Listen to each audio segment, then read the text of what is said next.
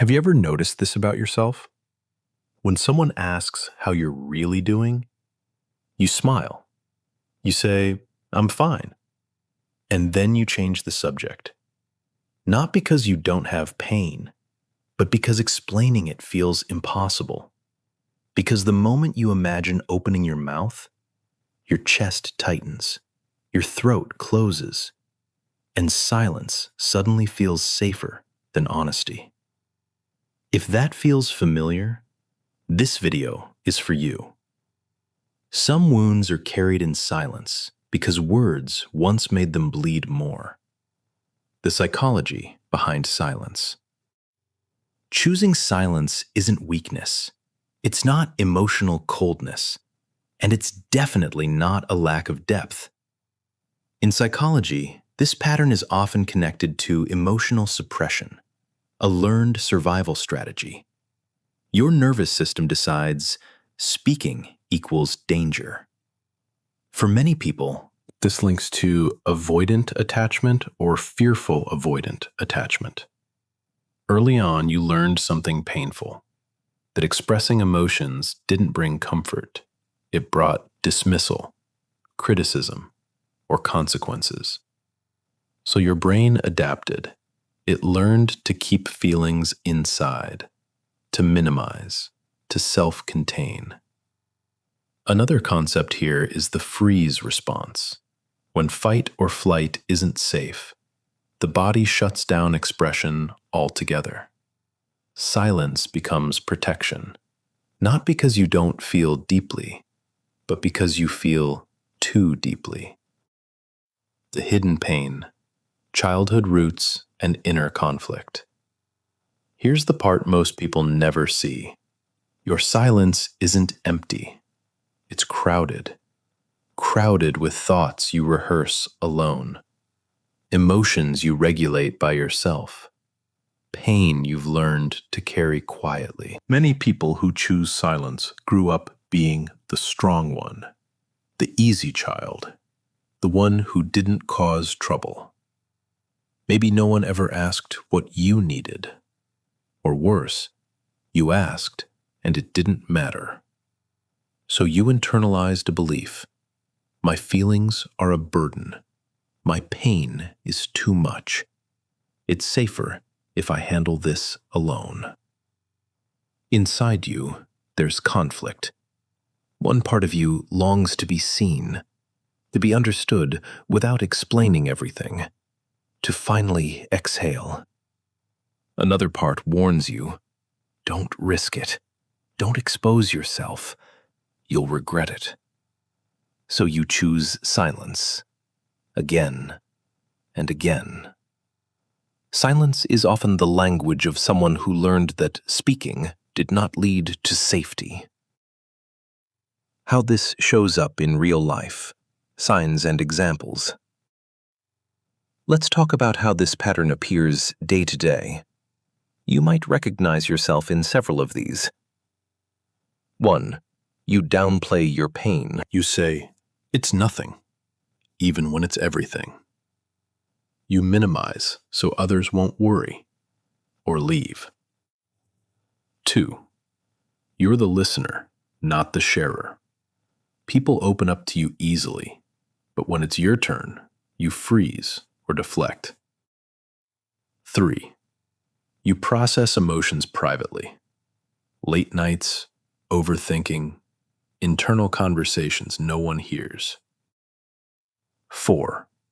You feel misunderstood, but don't correct it. Someone gets you wrong. You let it happen. Explaining feels exhausting. 5. You fear emotional dependence. Needing someone feels dangerous, so you stay self-reliant, even when you're hurting. 6. You withdraw when overwhelmed, not out of anger, out of self-protection.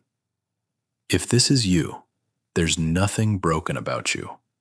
Your system adapted to survive. Some people don't share their pain because they learned early that no one knew how to hold it. Staying stuck versus beginning to heal. When this pattern stays unexamined, something happens over time. Your inner world grows richer, but lonelier.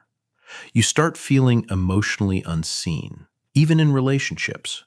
You crave closeness, but flinch when it gets real. Silence, once protective, slowly becomes isolating. But healing doesn't mean forcing yourself to overshare. It doesn't mean trauma dumping. It doesn't mean sudden vulnerability.